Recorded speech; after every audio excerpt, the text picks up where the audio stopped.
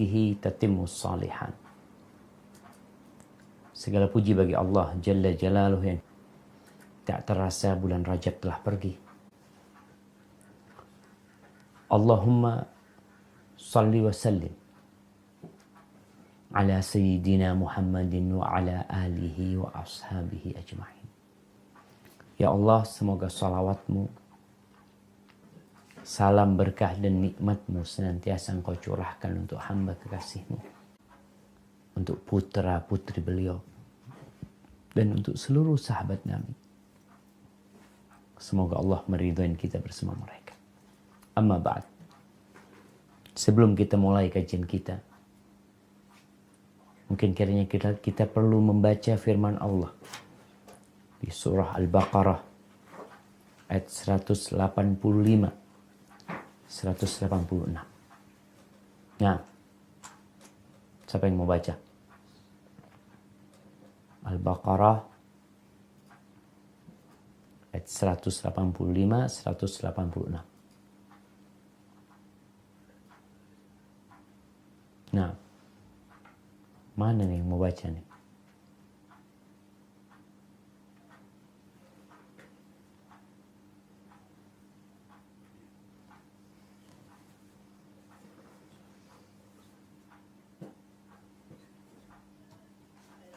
Qur'anu, fihil Qur'anu.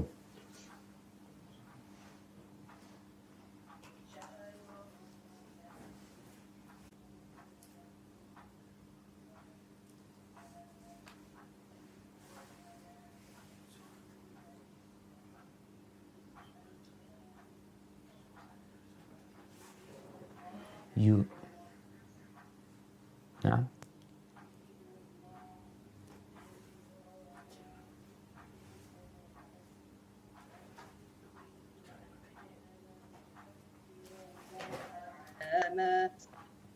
ولعلكم تشكرون وإذا سألك عبادي عني فإني قريب أجيب دعوة الداع إذا دعان فليستجيبوا لي وليؤمنوا بي لعلهم يرشدون.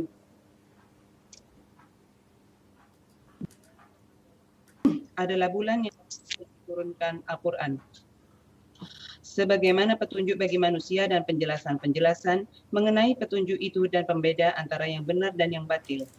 Karena itu barang siapa di antara kamu ada di bulan itu, maka berpuasalah.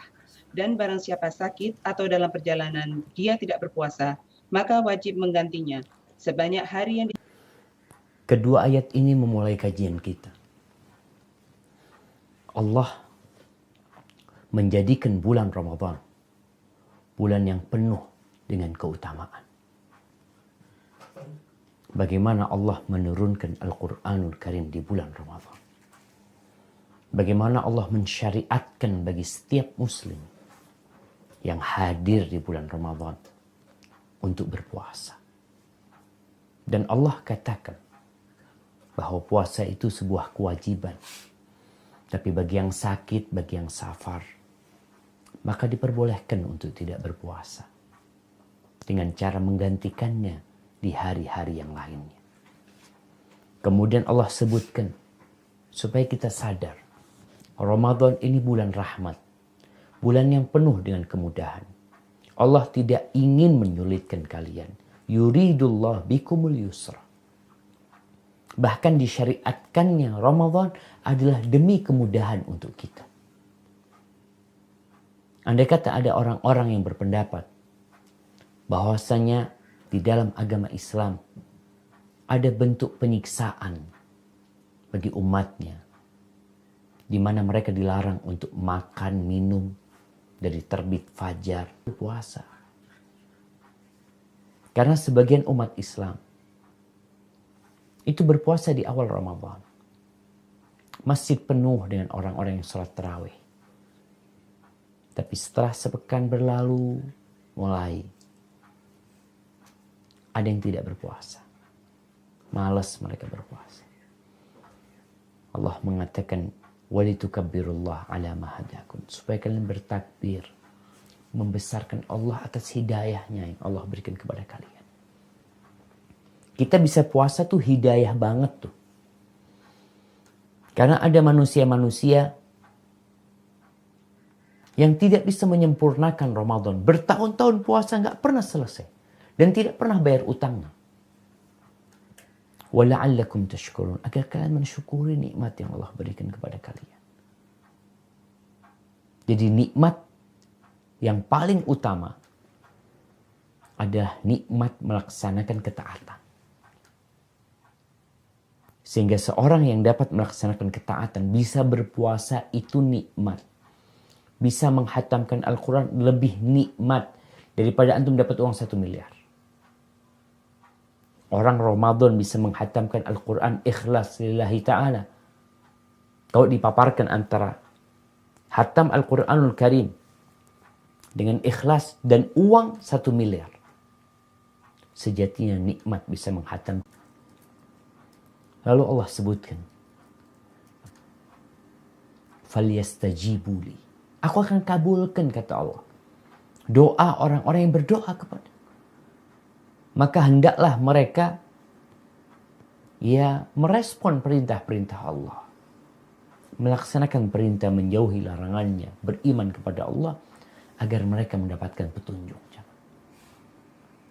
Ar-Rashid, yang disebut orang Ar-Rashid, Al-Khulafa Ar-Rashidun, maknanya adalah orang yang mendapatkan petunjuk kemudian dia bisa mengamalkan petunjuk itu. Tentunya dengan taufik dari Allah Jalla Jalla.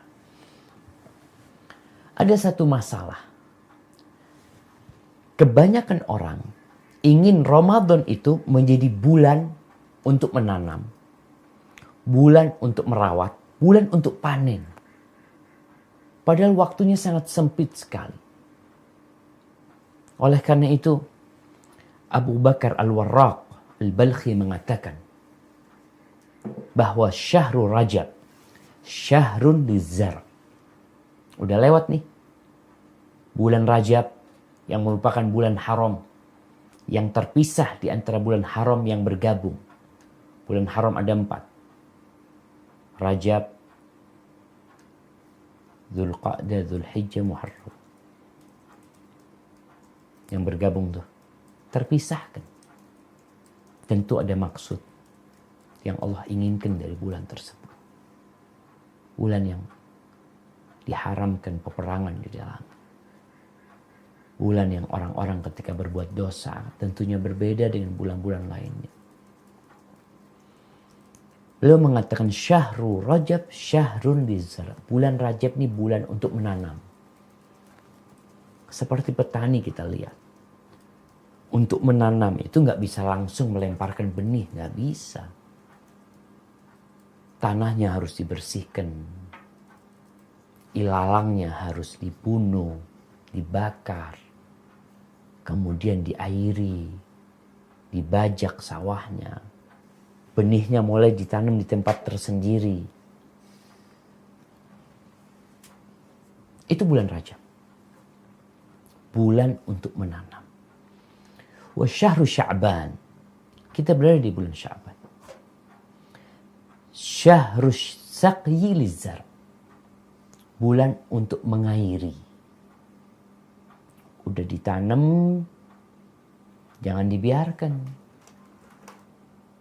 Kita melihat ada orang-orang yang menanam di awal musim hujan. Karena dia tahu anak gak perlu nyiramin. Tapi ada orang-orang yang menanam di awal musim panas. Di sini diperlukan perhatian yang besar. Dan ternyata bulan Sya'ban ini musim panas. Kenapa dikatakan musim panas? Karena banyak orang lalai dengan bulan Sya'ban. Akhirnya apa yang ditanam di bulan Rajab itu tidak diairin. Sehingga masuk Ramadan, benih yang ditanam itu udah mau mati. Gimana antum mau panen di bulan Ramadan? Ketika pohon mangga yang ditanam yang sudah mulai berkembang, berbunga, ternyata bunga itu udah layu. Sedangkan bulan Ramadan, wa Ramadan, syahru hasaduz zar. Setan dibelenggu. Full. Tidak adanya persiapan menanam. Bedanya cuma dia puasa. Padahal Ramadan bukan hanya puasa bedanya. Ada banyak kebaikan musim. Wahai orang-orang yang ingin kebaikan, akbil, ini saatnya panen kau nih. Ini yang udah ditanam. Tinggal petik, silahkan dinikmati. Tapi banyak yang tidak memetik. Dia hanya memandang orang-orang memetik.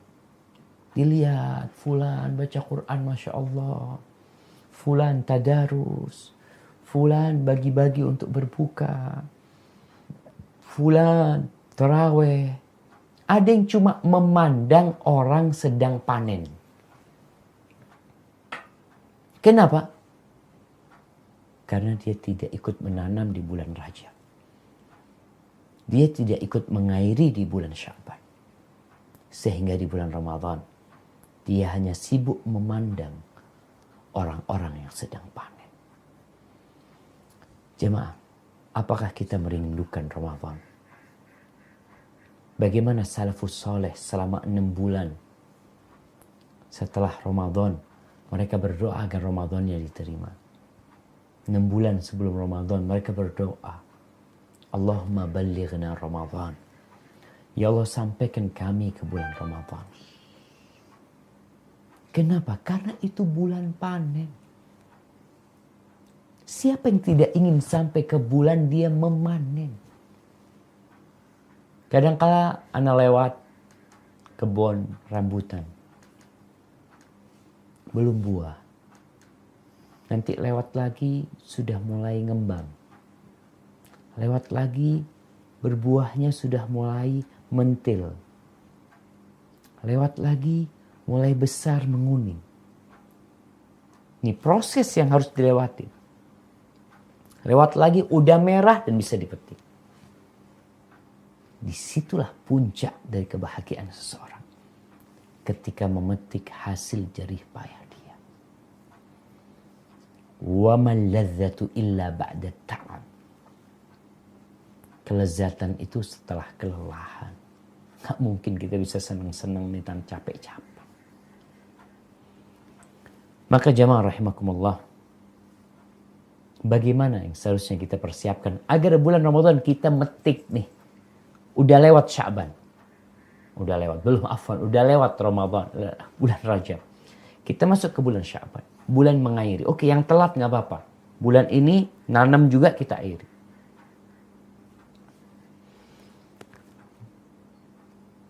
Banyak orang-orang yang tidak bisa menanam karena dia tidak tahu dengan bulan tanam. Kelewatan terus. Tahu-tahu udah sampai Sya'ban. Kadang-kala baru tahu nisfu Sya'ban.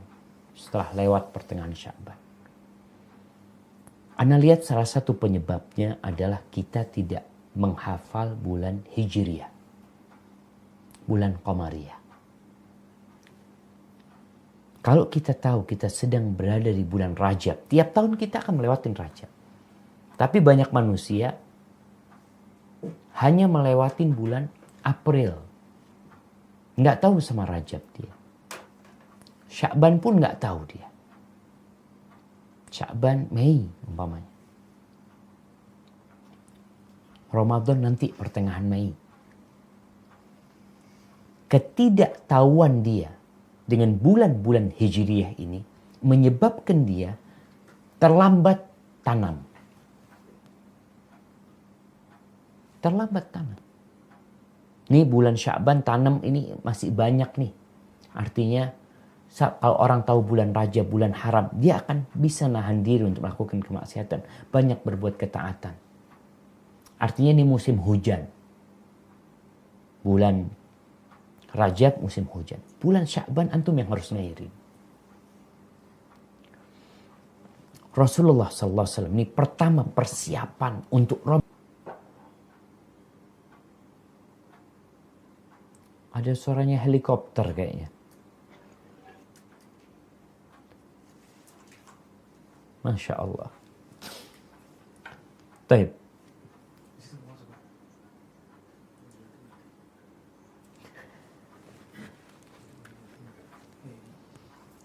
Nah, jadi persiapan pertama, qala Usama bin Zaid mengatakan, qultu ya Rasulullah. Aku berkata, wahai, dalam sebulan, dari bulan-bulan yang telah berlalu, seperti puasamu dalam bulan Sya'ban. Apa kata Nabi SAW?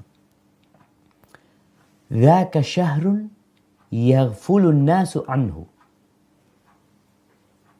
Kenapa? Karena bulan ini terletak di antara satu bulan haram dan satu bulan suci Ramadan.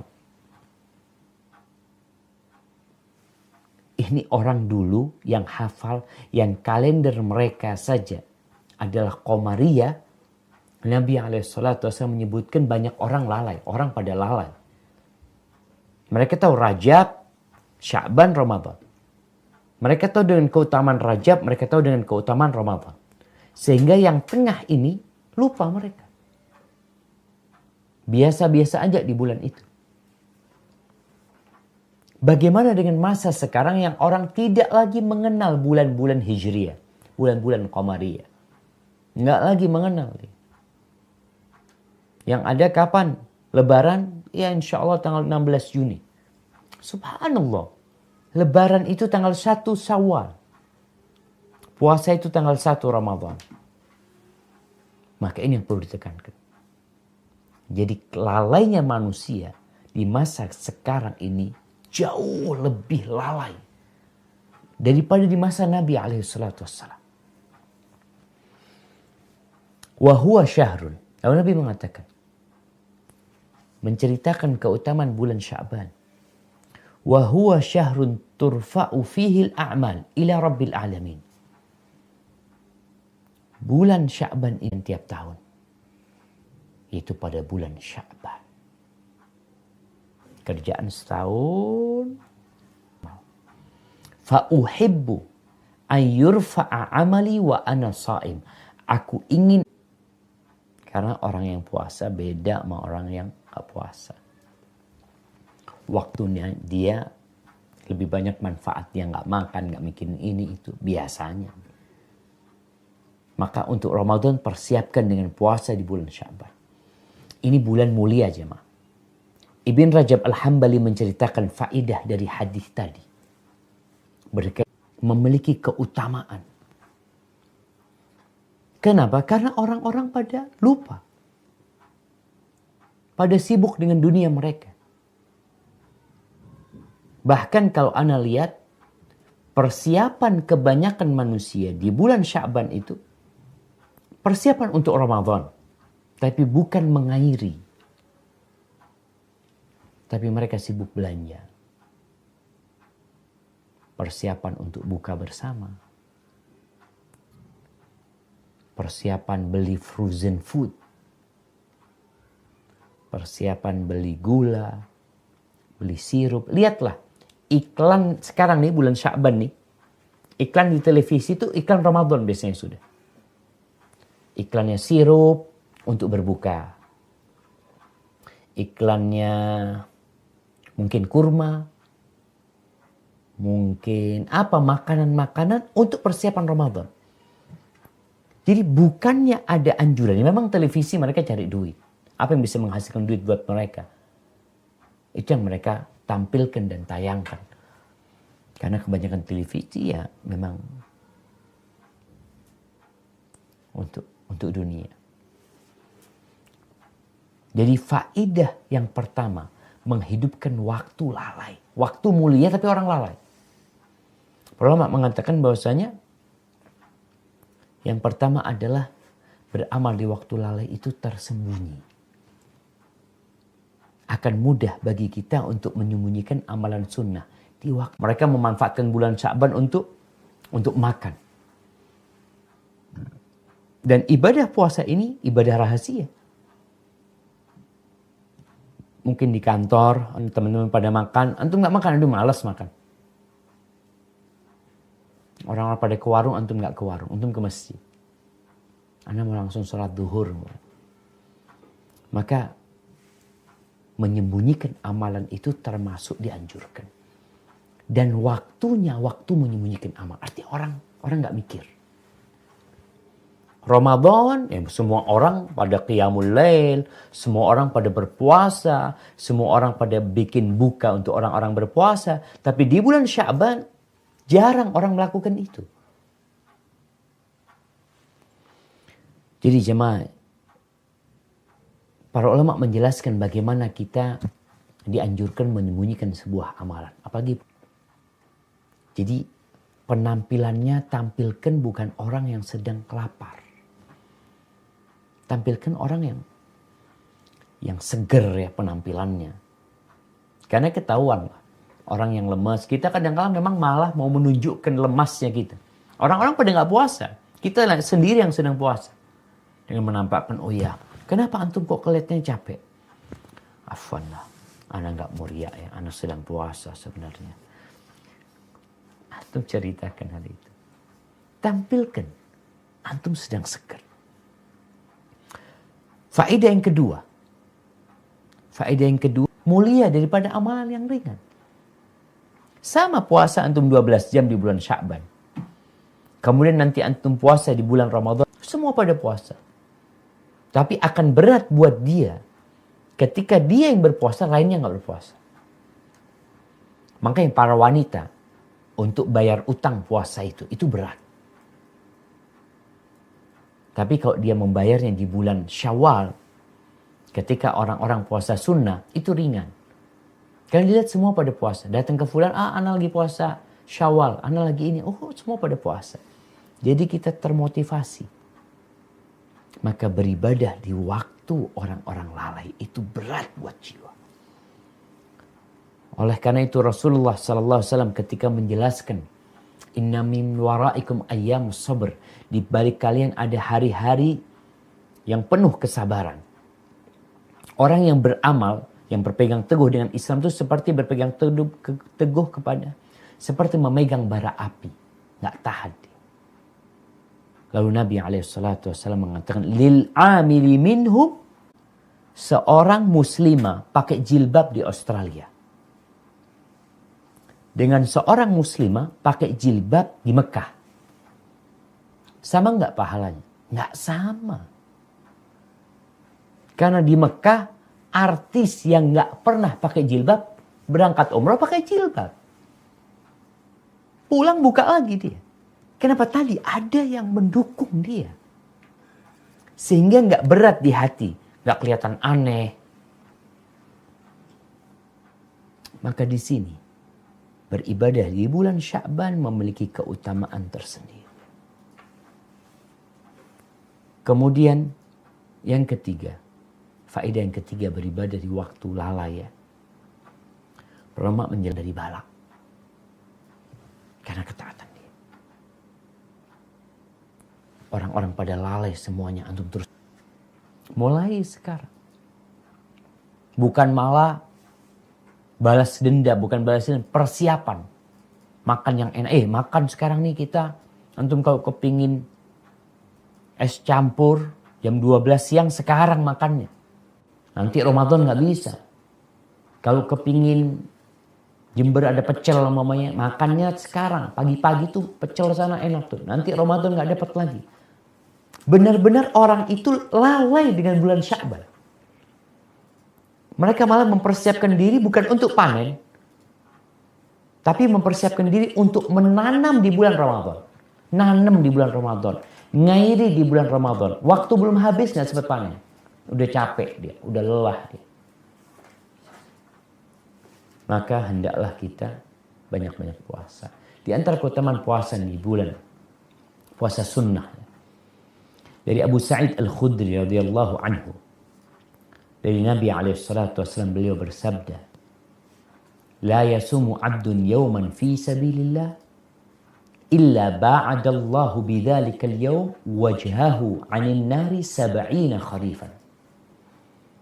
Tidaklah seorang hamba berpuasa satu hari di jalan Allah Jalla Jalaluh, melainkan Allah akan menjauhkan dengan satu hari wajah dia 70 tahun dari neraka. Puasa sunnah nih. Maka tolong. Ada orang yang gak pernah puasa kecuali Ramadan. Boleh, gak ada masalah. Tapi kita bicara tentang bagaimana meraih yang utama dan yang mulia. Orang boleh sholat cuma 5 waktu, boleh. Itu yang wajib memang. Dia gak mau nambah yang sunnah, tafadhol. Tapi yang sunnah ini menyelamatkan yang wajib dan menyempurnakannya. Dari Abu Umamah radhiyallahu taala anhu, dia berkata, "Qultu ya Rasulullah, murni bi'amalin yanfa'unillahu bihi." Wahai Rasul sallallahu alaihi wasallam, perintahkan kepada aku sebuah amalan yang bermanfaat buat aku, yang Allah memberikan manfaat kepadaku dengan amalan itu. Qala 'alaika bis-shaum fa innahu la 'idda lahu. Wa fi riwayatin 'alaika bis-siyam fa innahu la mithla lahu. Kamu mau amalan yang bermanfaat, puasa. Puasa, katanya. Puasa itu nggak ada yang mengimbanginya. Yang menyamainya nggak ada. Puasa dan Quran itu akan memberikan syafaat kepada hamba pada hari kiamat. Allahumma syafa'na ya Rabb. Yaqulus siyam. Puasa itu akan belain kita, belain orang yang puasa pada hari kiamat, mengatakan, "Ay Rabbi, mana'tuhu at-ta'am wasyahwa fasyafi'ni fihi." Wahai Rabbku, aku menghalangi dia dari makanan dan syahwat dia. Maka berikan syafaat kepada dia, bantulah aku untuk dia. Puasa itu belain nih orang. Wa yaqulul Qur'an, dan Quran berkata, Rabbi mana'tuhu an-nauma bil-lail. Ya Allah, aku menghalangi dia dari tidur malam hari. Artinya baca Qur'annya ini pas malam hari. Bisa jadi dalam kondisi dia sholat, diterima syafaatnya demi manusia. Itu amalan pertama puasa.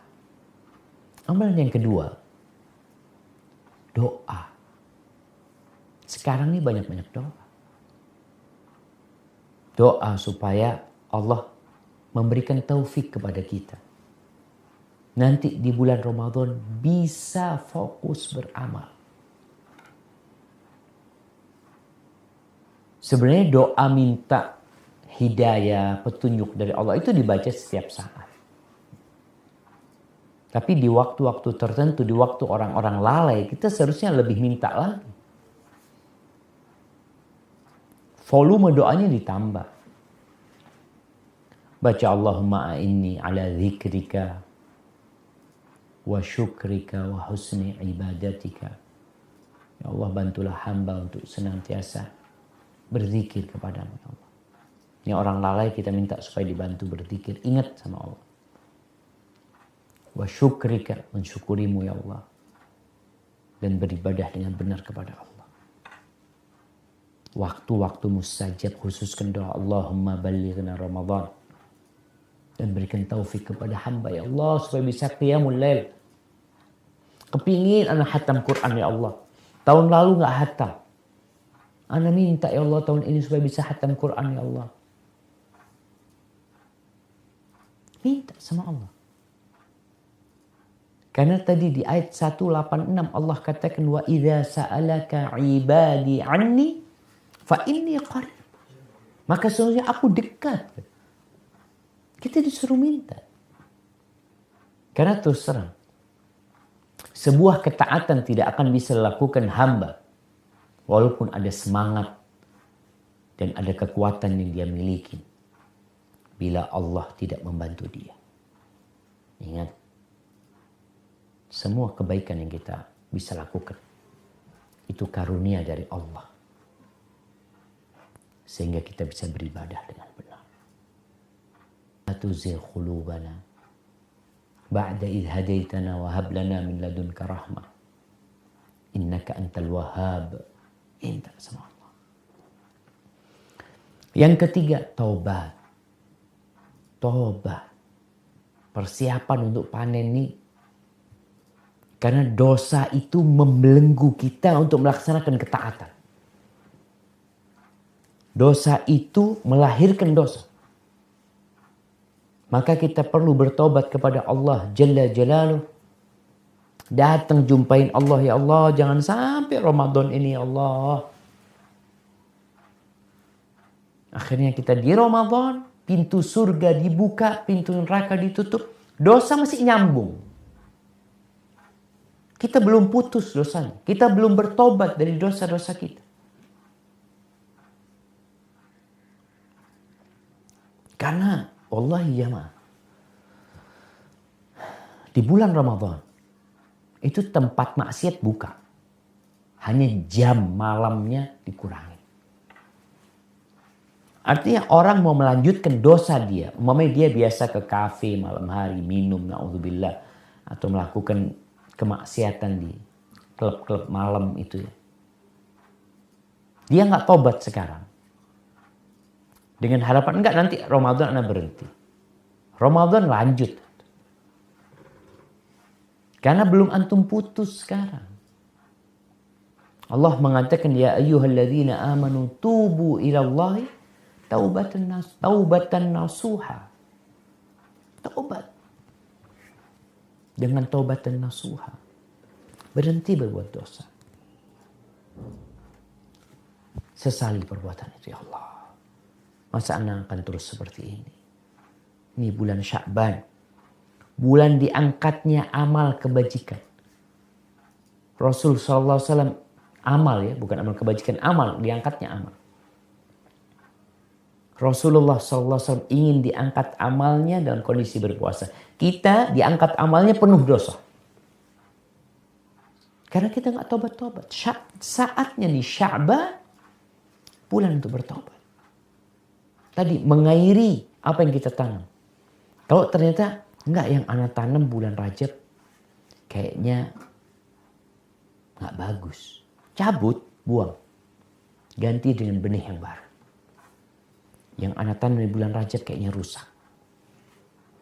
Buang. Ganti dengan benih yang baru. Jamaah. Rasulullah SAW beristighfar dalam sehari lebih 100 kali. Selesai sholat istighfar. Keluar dari toilet istighfar. Di sepertiga malam akhir selesai sholat malam istighfar. Maka tolong nih, taubat plus istighfar dikencengin, ditambahin. Ya perlu dihitung nggak apa-apa. Dilihat, artinya menghitung hari ini berapa kali istighfar. Duduk istighfar, astaghfirullahaladzim. Alladzi la ilaha illa huwal hayyul qayyum wa atubu ilaih. Astaghfirullah wa atubu ilaih. Astaghfirullah wa atubu ilaih. Rabbi ighfirli wa tub alayya innaka antat tawwabul ghafur. Perlu istighfar. Taubat plus istighfar. Yang keempat, yang perlu dilakukan di bulan ini adalah berkhalwat. Menyendiri. Orang lalai, sibuk. Ingat dengan 7 golongan yang akan mendapatkan naungan dari Allah Jalla Jalaluh. Yauma la dhilla illa dhilluh.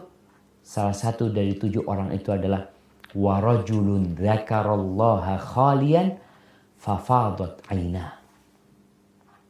Dan seseorang yang mengingat Allah sendirian. Nggak ada siapa-siapa. Lalu air matanya mengalir. Ya Allah. Allahumma ighfir lana dzunubana. Terkadang orang sendirian malah berbuat dosa. Ketika sendirian dia malah berbuat dosa. Bukannya memanfaatkan waktu untuk mengingat Allah, malah ketika itu dia melakukan dosa. Atau subuh sampai matahari terbit. Kalau mungkin kerja, ya ketika weekend, di akhir pekan, gunakan. niscaya kita akan mendapatkan kelezatan. Kemudian yang selanjutnya, yang keberapa? Yang kelima? Nah, yang kelima, hendaklah amalan sunnahnya ditambah. Amalan sunnah apa aja? Dalam proses tersebut. Sedangkan kita ini mau Ramadan, panen. Artinya kita bisa baca Quran, ya paling enggak hatam 4 kali lah. Setiap, atau 10 hari sekali kita hatam. Untuk bisa mencapai 10 kali, atau 10 hari kita hatam, butuh latihan. Maka amalan-amalan sunnahnya mulai dipilih. Apa? Ana baca Quran ya. Kemudian zikir pagi sore. Yang ditinggalin tuh. Mulai sekarang kitabnya dicari. Kalau mungkin selama ini zikir pagi sorenya, ya hanya yang ingat. Nggak baca kitab, nggak buka kitab. Sekarang mungkin plus dibuka, dibaca artinya. Kemudian sedekah. Mulai. Nanti Ramadan tuh bulan sedekah, bulan panen tuh. Tapi kalau sekarang kita tidak memulai sedekah, berat nanti. Apalagi kalau memang sudah ada rizki buat kita sekarang, jangan nunggu Ramadan. Nggak usah, nanti anak kepingin sedekahnya pas bulan Ramadan, supaya pahalanya besar. Nah, nggak masalah. Tapi keluarkan juga bulan ini. Untuk melatih diri. Sehingga Ramadan, dan kita belum tentu sampai ke bulan Ramadan. Sedangkan amal kebajikan yang lebih baik adalah yang disegerakan. Dan di bulan Sya'ban ini, sekali lagi ini bulan lalai orang. Semua sedekahnya nanti mau di Ramadan. Antum sekarang sedekah, Ramadan sedekah. Dapat pahala yang lebih utama lagi. Nggak ada orang yang tahu. Lihat orang berbuka puasa di masjid, mamanya Senin Kamis, lihat masjid di pesantren, lihat masjid di satu tempat. Oh, kayaknya mereka ada puasa sunnah. Mulai antum bikin, kirim ke sana. Kemudian berkaitan dengan zikrullah yang tadi disinggung. Ini amalan yang paling ringan. Amalan yang paling ringan yang tidak butuh waktu banyak dari kita. Tapi kita punya waktu banyak untuk itu. Artinya zikrullah ini gak butuh banyak waktu dari kita. Tapi kita punya waktu banyak untuk zikir. Kok bisa seperti itu? Lihatlah hari-hari kita. Ngapain sih kita? Pegang HP, nonton, jalan-jalan. Zikir itu bisa dilakukan.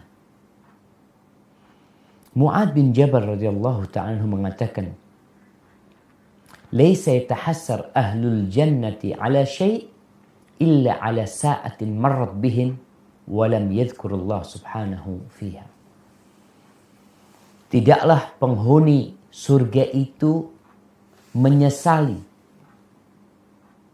kecuali penyesalan mereka terhadap saat-saat yang berlalu tanpa ada zikrullah di sana.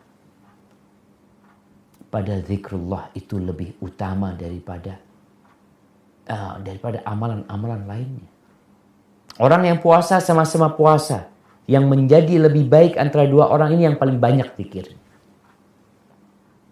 Orang yang berjihad, ada berjihad juga. Mana yang lebih utama? Yang paling banyak zikirnya. Maka ingat para sahabat Nabi. Mereka berlomba-lomba untuk zikrullah.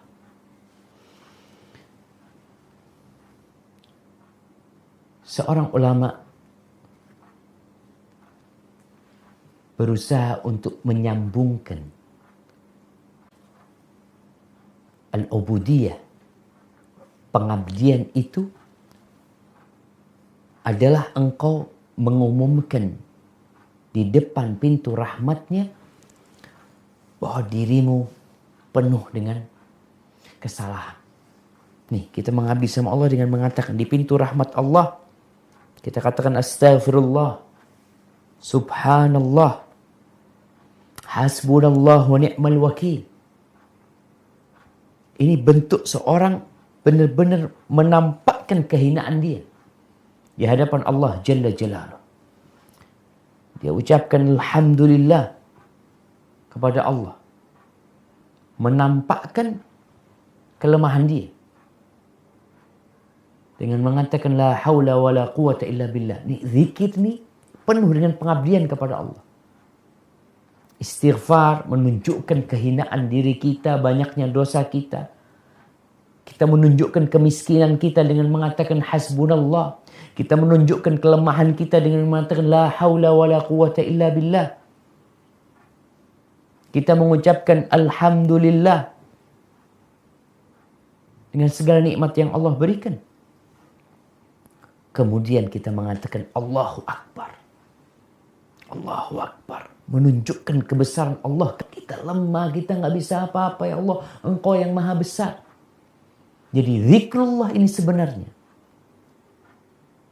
berisikan kandungan ibadah yang mendalam buat hamba. Asalkan dimaknai. Artinya dia memaknainya. Namun terkadang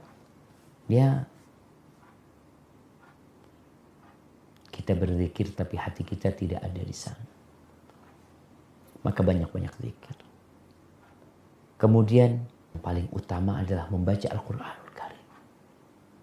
Sepanjang masa Allah mengatakan inna hadzal Qur'an yahdi lillati hiya aqwam.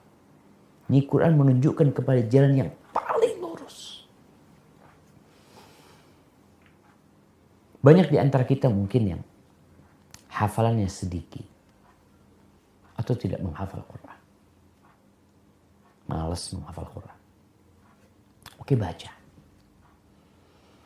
Rasulullah SAW membuat sebuah permisalan tentang orang yang di dalam dadanya ada Quran dan orang yang nggak ada Quran di dadanya.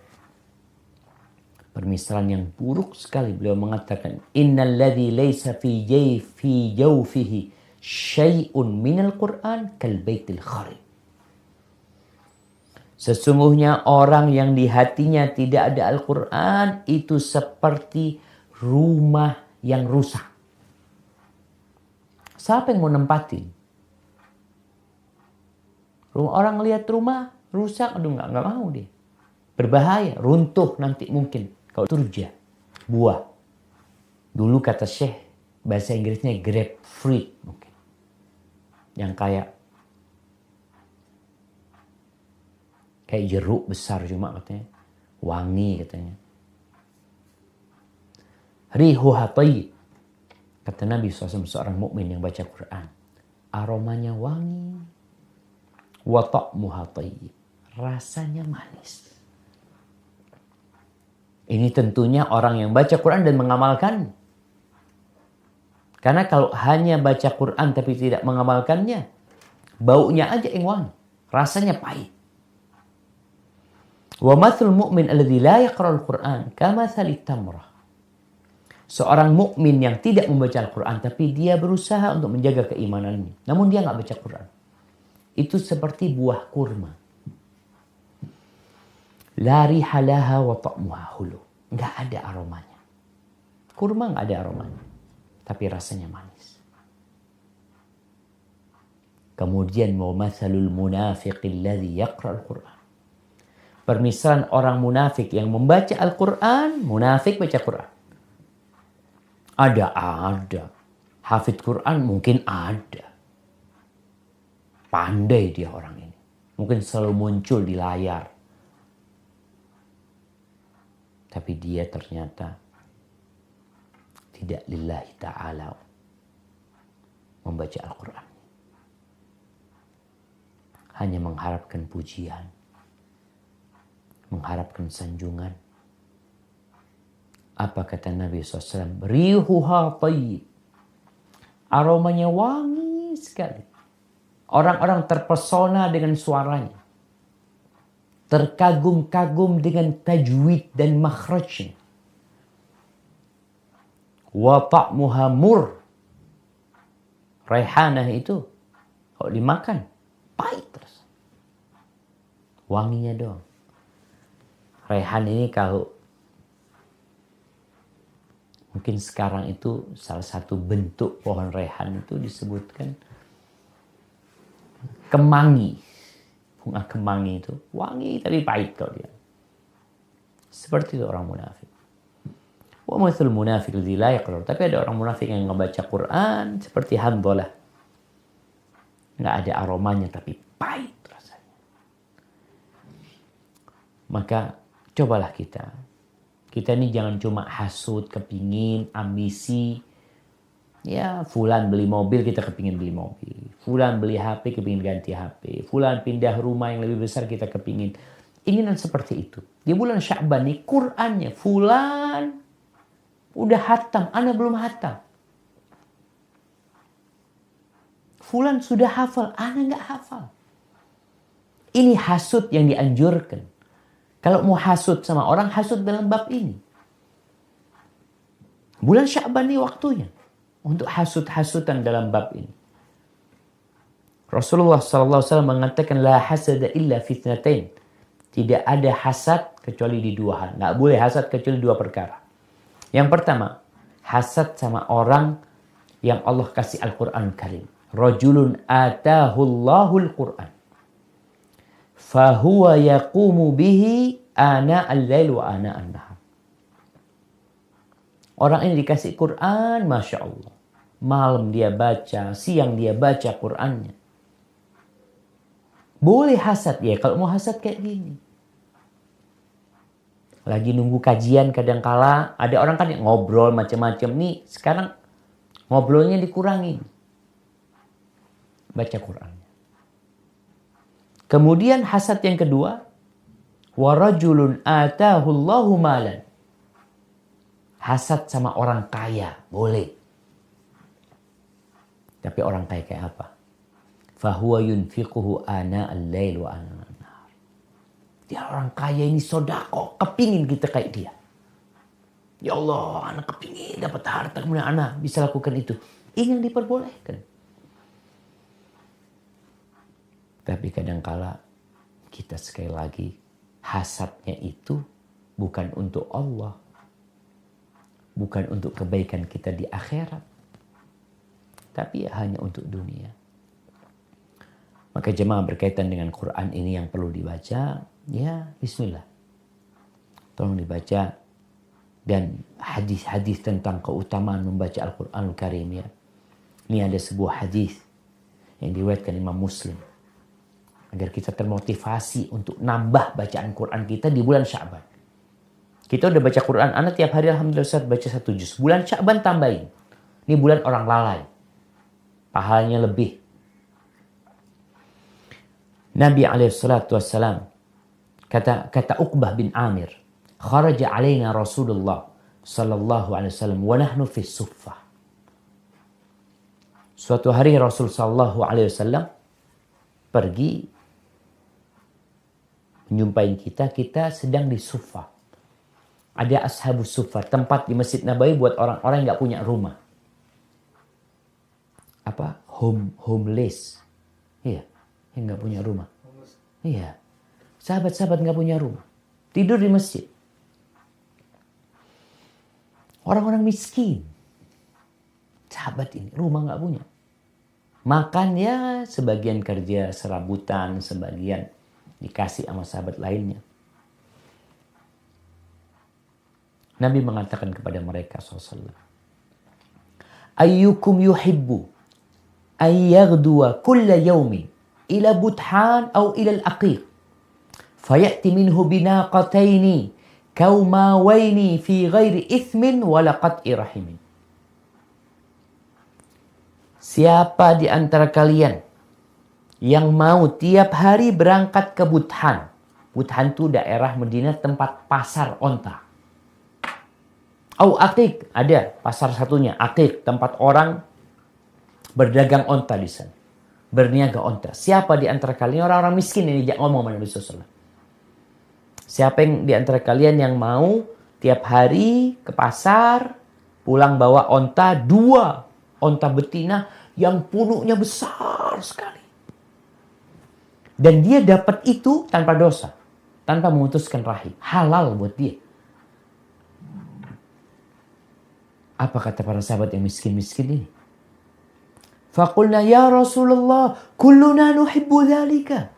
Kita semua mau itu Nabi SAW. Siapa yang gak mau? Kita semua mau.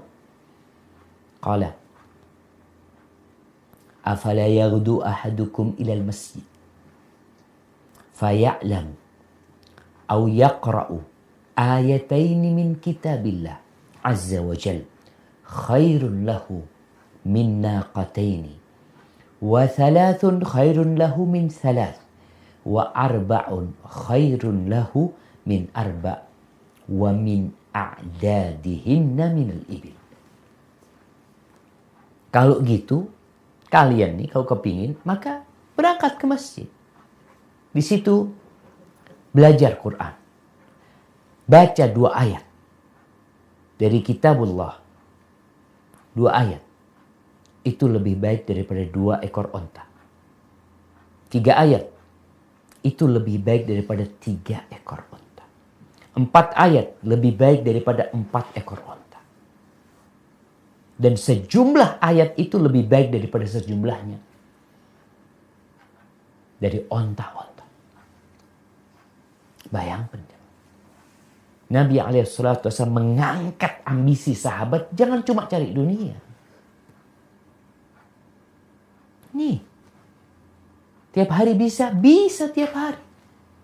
Sebagaimana bisa tiap hari dapat onta, ke pasar beli onta, jualan onta, kita bisa mendapatkan pahala yang banyak sekali.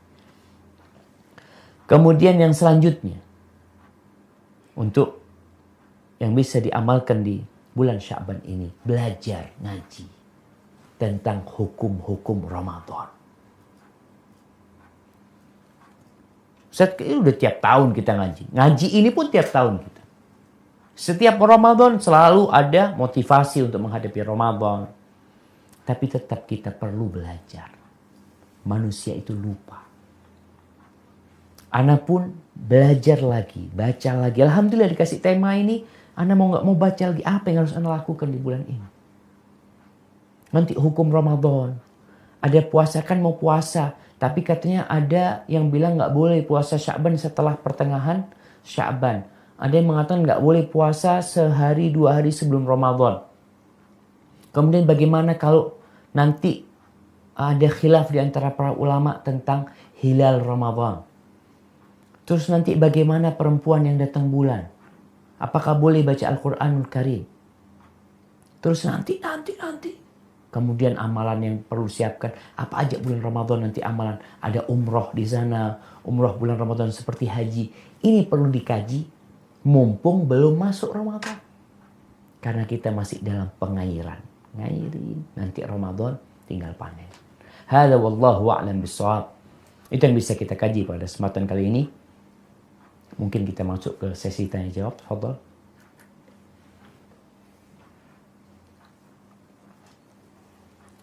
Mafi moya ya. Waalaikumsalam warahmatullahi wabarakatuh. Wafiq wa barak. Ya Ustaz, mengenai yang tadi itu beristighfar.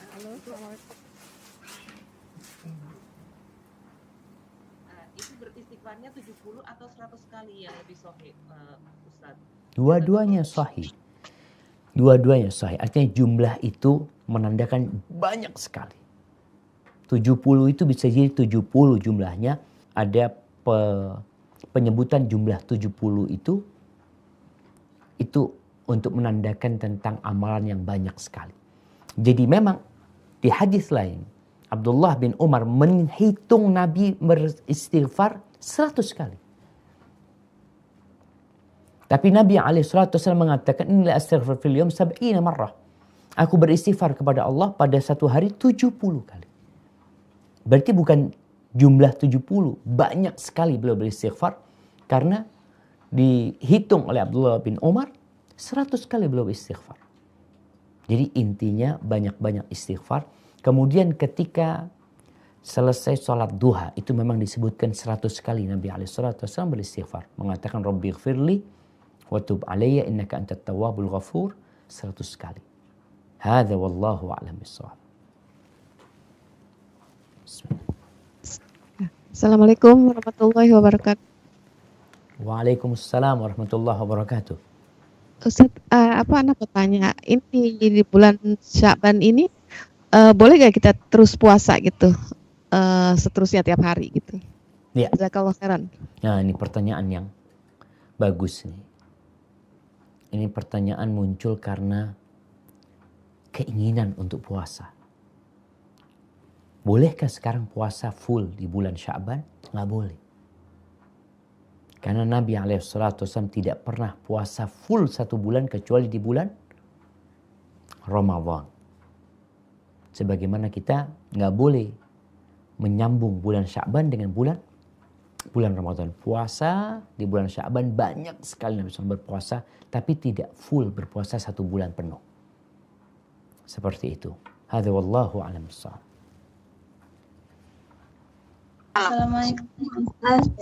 Assalamualaikum warahmatullahi wabarakatuh, Ustaz. Waalaikumsalam warahmatullahi wabarakatuh. Sehubungan dengan kita bertobat, itu tobat yang bagaimana, Ustaz, di bulan Sya'ban ini? Apa kita sholat, apa kita banyak berzikir, Ustaz? Ya. Jazakumullah khair. Nah, berkaitan dengan tobat. Kalau yang ditanyakan itu tobat yang tiap hari kita lakukan. Kita tiap hari anjurkan untuk mengatakan, Ya Rabbi gfirli wa tub alayya, astaghfirullah wa atubu ilaih. Tapi yang dimaksud dengan tobat adalah benar-benar berhenti berbuat dosa. Dosa terbagi menjadi 2. Kabair, sagair. Dosa-dosa besar, dosa-dosa kecil. Dosa-dosa kecil itu hanya dengan kita beristighfar, kita beramal soleh, kita sholat, itu akan menghapuskan dosa-dosa kecil. Allah mengatakan innal hasanat yudhibna sayiat. Amal-amal kebajikan itu mengusir dosa-dosa. Adapun dosa besar, ini yang tadi yang kita maksudkan ya. Kalau dosa-dosa kecil kita berusaha berhenti. Karena dosa kecil kalau bertumpuk juga akan membinasakan kita. Tapi ada dosa besar yang kita lakukan. Yang kadang-kala orang, nantilah anak Ramadan berhenti. Tapi Ramadan ternyata lanjut. Maka dia berhenti. Taubatan nasuha, apa yang dilakukan? Menyesali. Meninggalkan. Berazam untuk tidak mengulangi selama-lamanya. Kalau ini hubungan sama manusia, kita perlu minta maaf. Berhubungan sama harta, kita perlu kembalikan harta tersebut. Apakah dengan sholat taubat? Ketika memang ada dosa yang kita lakukan dan kita menyesali, sholat, silahkan sholat taubat. Mohon sama Allah Jalla Jalaluh. Karena memang sholat taubat itu bukan sholat rutinitas, tapi tatkala kita melaksanakan sebuah dosa dan kita menyesali, sholat, tafadhal. Seperti itu kiranya. Hadza wallahu a'lam bissawab. Assalamualaikum Ustaz. Waalaikumsalam warahmatullahi wabarakatuh. Saya ingin bertanya bagaimana hukumnya jika seorang wanita yang sudah hamil dan ia tidak bisa melaksanakan puasa pada bulan Ramadan, kemudian karena awalnya dia mengikuti pendapat yang mengatakan wanita hamil tidak perlu mengganti puasanya sehingga dia membayar fidyah. Tapi kemudian karena dia ragu dan dia merasa sanggup untuk mengganti, kemudian ia menggantinya juga sebanyak puasa yang ditinggalkan. Itu boleh seperti itu atau gimana? Iya. Jazakallah. Nanti kita akan tanya Ustaz, mana yang harus dilakukan? Pendapat mana yang lebih kuat? Mengganti puasa atau cukup bayar fidyah? Karena anak lihat pendapat jumhurul ulama, mereka mengatakan puasa. Bagi yang mampu berpuasa. Kalau dia nggak mampu berpuasa, silahkan bayar fidyah. Seperti apa orang yang tidak mampu berpuasa? Seperti orang yang hamilnya bersambung. Hamil, nyusuin, ya. Sampai kemarin ada yang tanya, Ustadz ini anak sekarang lagi hamil anak yang ke-9 Ustadz. Dan selalu hamil nyusuin nyambung terus. Mungkin dia nggak mampu, ya sudah ambil pendapat yang mengatakan bayar fidyah. Karena kondisinya tidak mampu. Tapi kalau tadi mampu, dia awalnya mengatakan bayar fidyah. Tapi dilihat dia mampu untuk mengganti, maka lebih aman ganti. Silahkan diganti dengan jumlah hari yang ditinggalkan, ganti. Mudah-mudahan Allah menerima amalannya. Barakallahu fikum.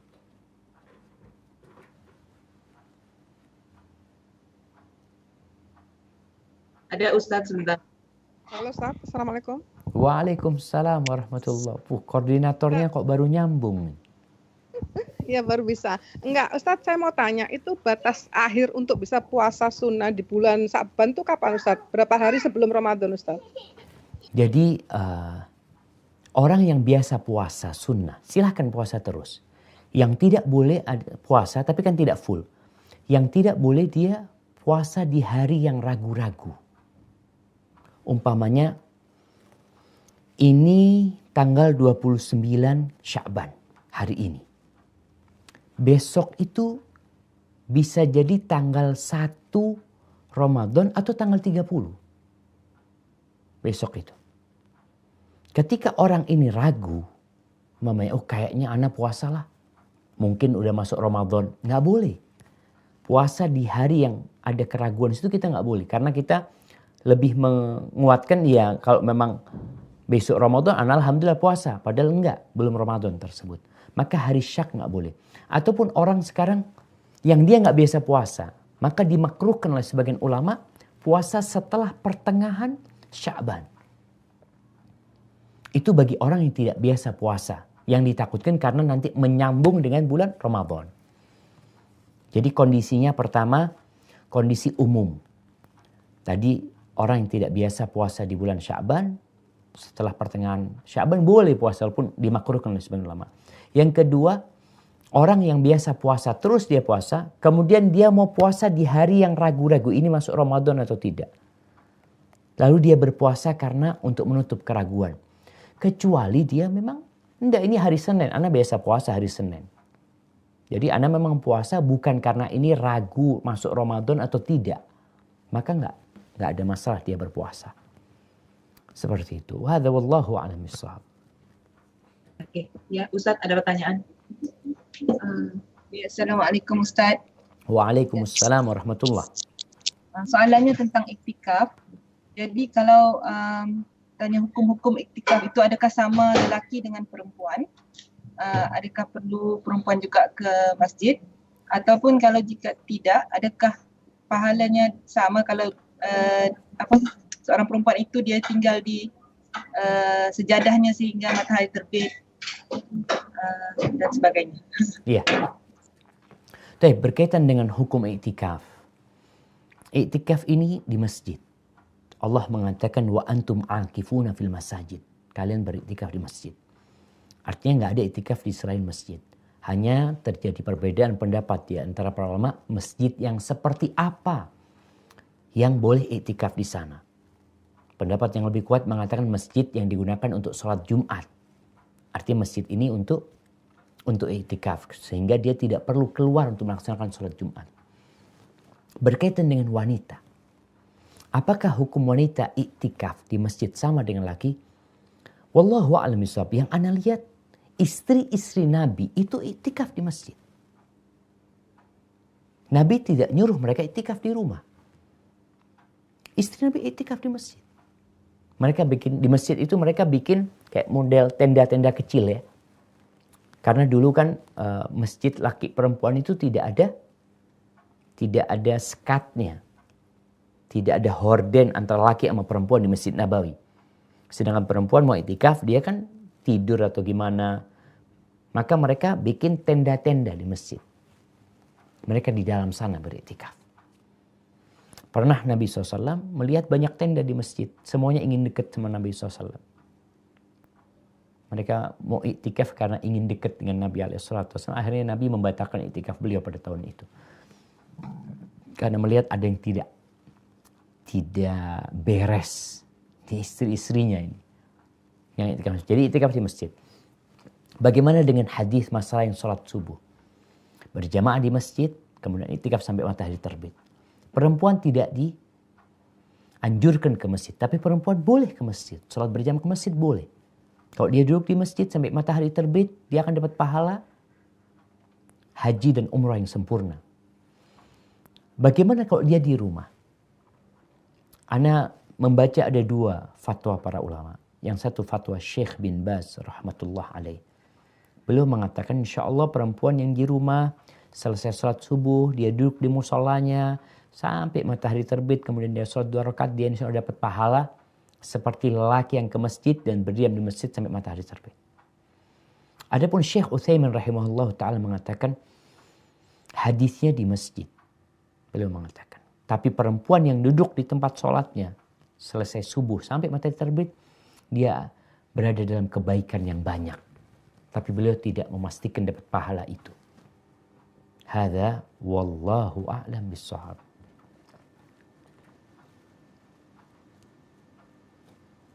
Ustaz, Assalamualaikum. Waalaikumsalam Ini ada pertanyaan Ustaz. Kalau misalnya kita malamnya habis junub gitu ya, terus sudah azan subuh sudah berkumandang, apakah itu kita tetap bisa puasa? Dan satu lagi Ustadz, kalau kita juga junub, terus mana yang kita dahulukan, sahur dulu atau mandi dulu? Jazakallahu khairan. Barakallahu fiik, Masya Allah nih. Ya, bagaimana dengan junub? Rasulullah SAW pernah malam hari junub, paginya puasa.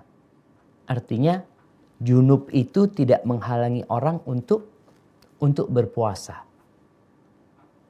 Puasa itu adalah al-imsak.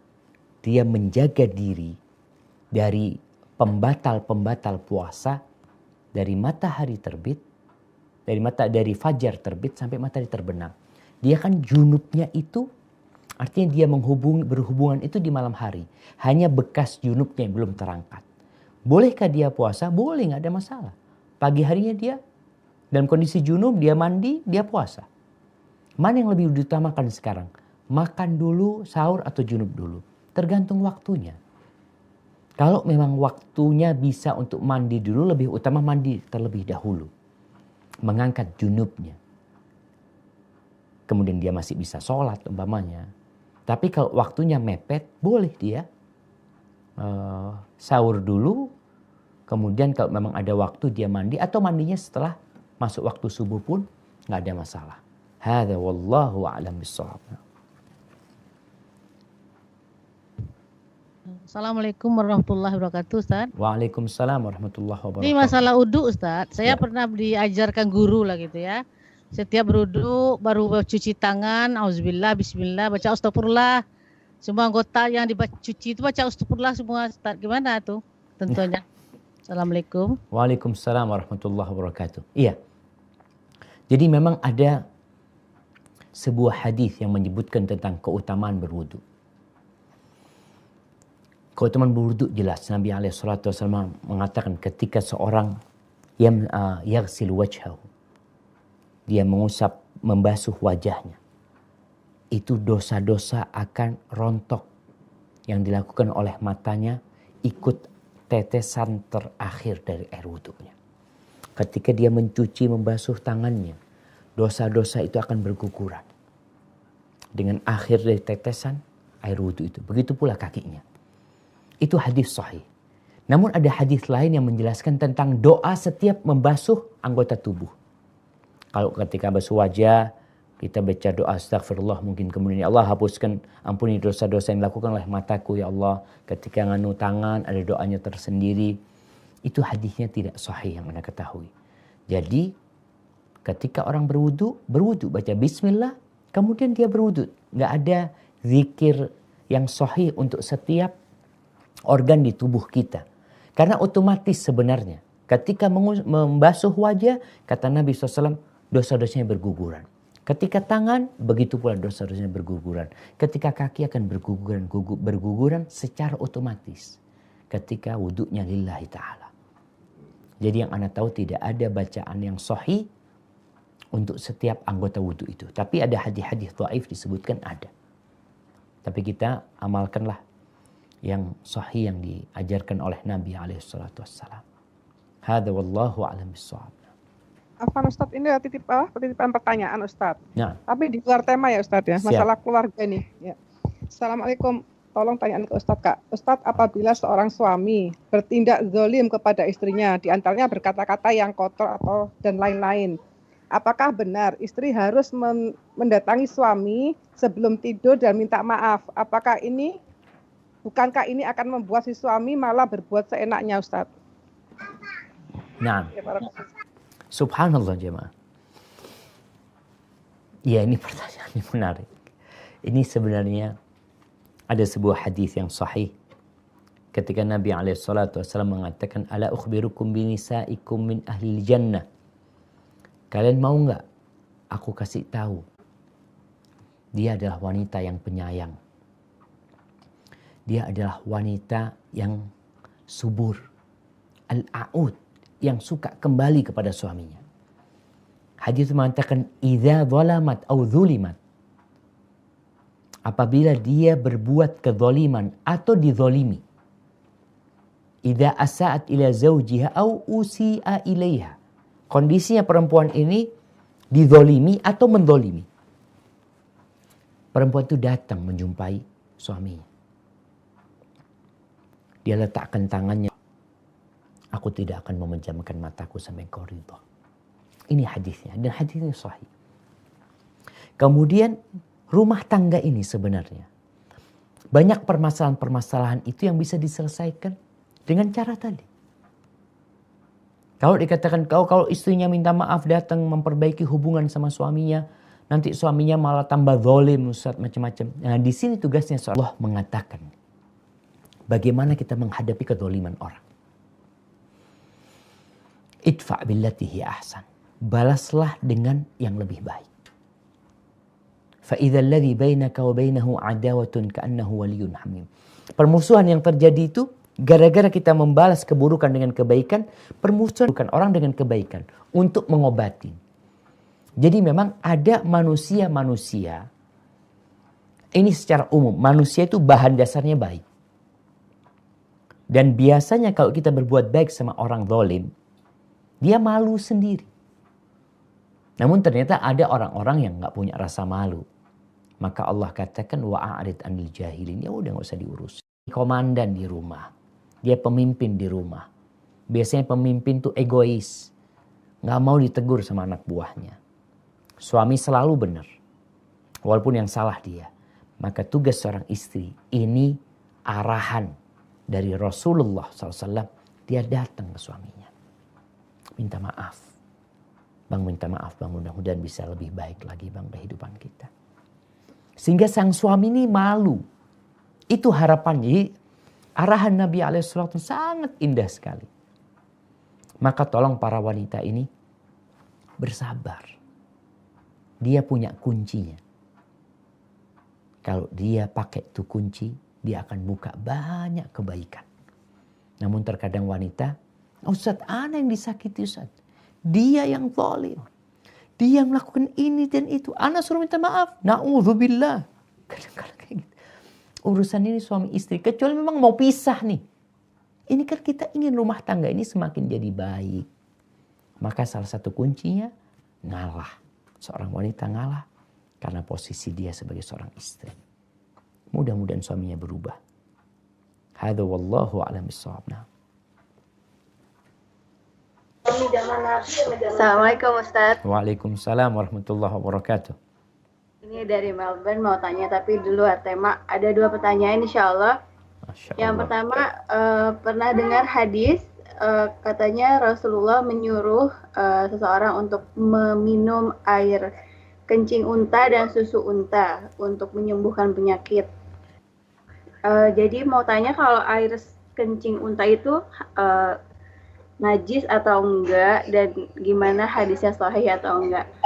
Terus yang kedua pertanyaannya, dalam sholat berjamaah itu ketika kita selesai ruku kan imam mengucapkan Sami Allahu liman hamida, and then terus makmumnya mengucap Rabbana walakal hamd.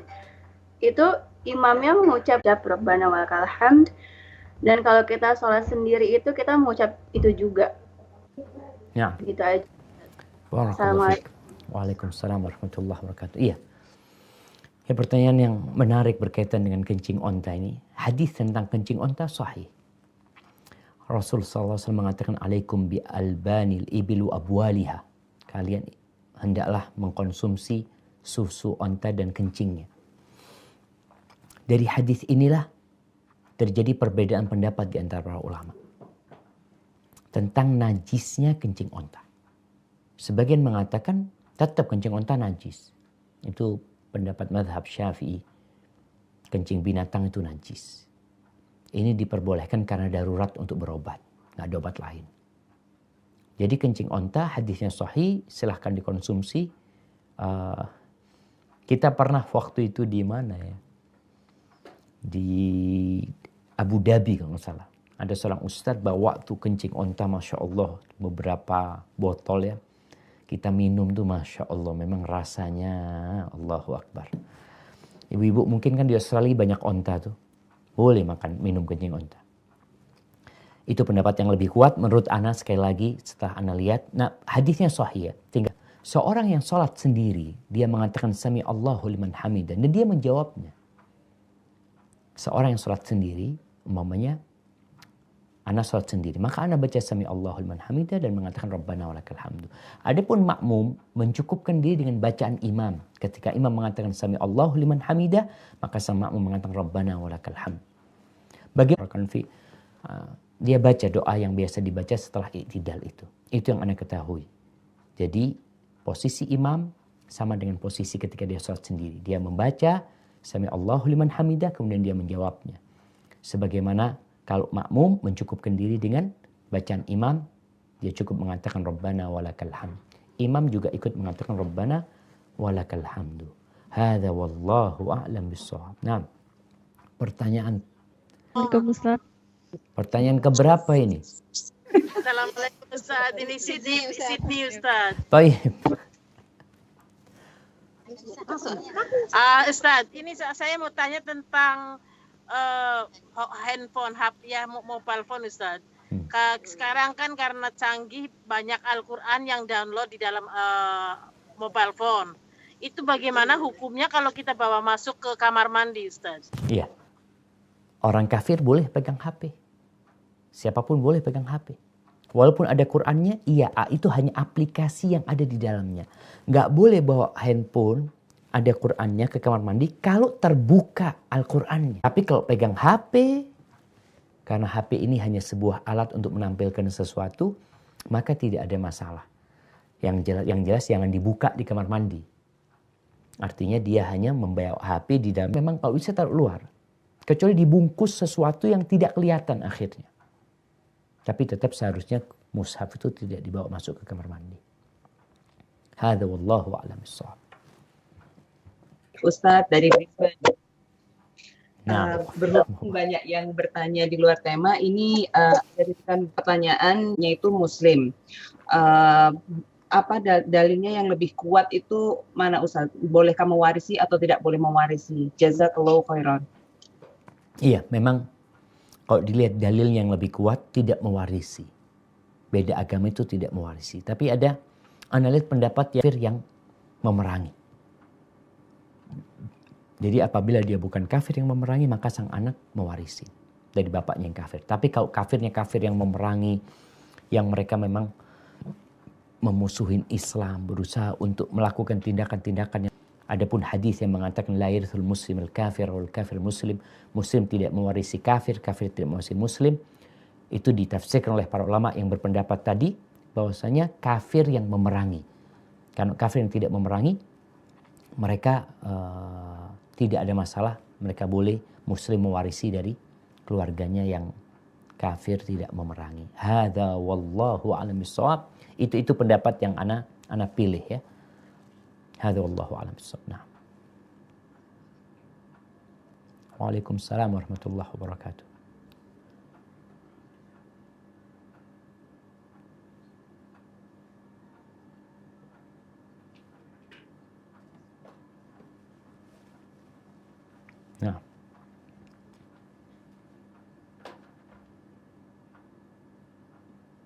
Nah, jadi berkaitan dengan mushaf, qul huwallahu ahad saja, itu jadi mushaf hitungannya. Jadi kalau yang dikatakan tadi berjuz-juz, jelas itu mushaf. Karena dibagi 30 juz. Namun kalau ternyata ini Ustaz satu juz tapi di dalamnya ada tafsirnya, ada macam-macamnya, maka tidak disebut mushaf. Jadi yang disebut mushaf adalah lembaran yang di situ hanya ada Al-Qur'an. Waalaikumsalam warahmatullahi.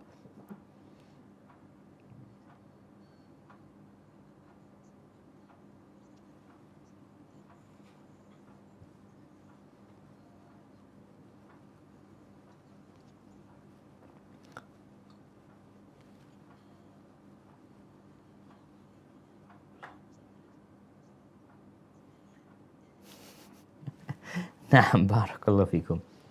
Iya, berkaitan dengan amalan wanita yang haid. Apakah berwudu wanita haid itu mengurangi hadas dia? Seperti orang yang junub, dia berwudu maka akan berkurang, akan jadi ringan hadas junubnya itu. Setelah Anda baca pendapat para ulama, haid dia tidak mengurangi haid dia. Jadi tinggal dia amalkan yang lainnya, yang dia bisa amalkan. Ya, baca doa sebelum tidur, kemudian dia baca ayat-ayat Al-Quran yang dianjurkan untuk dibaca, ayat kursi, 2 ayat terakhir di surah Al-Baqarah, kemudian junub. Hadza wallahu a'lam bissawab. Ana rasa itu sebagai penutup kajian kita pada siang hari ini. Apabila yang Anda sampaikan benar dari Allah Jalla Jalaluh, kalau ada pendapat-pendapat Anda mungkin yang mungkin bertentangan dengan sampai ke sana, kurang lebihnya Anda mohon maaf. Subhanakallahumma bihamdika asyhadu an la ilaha illa anta astaghfiruka wa atubu ilaik. Assalamualaikum warahmatullahi wabarakatuh.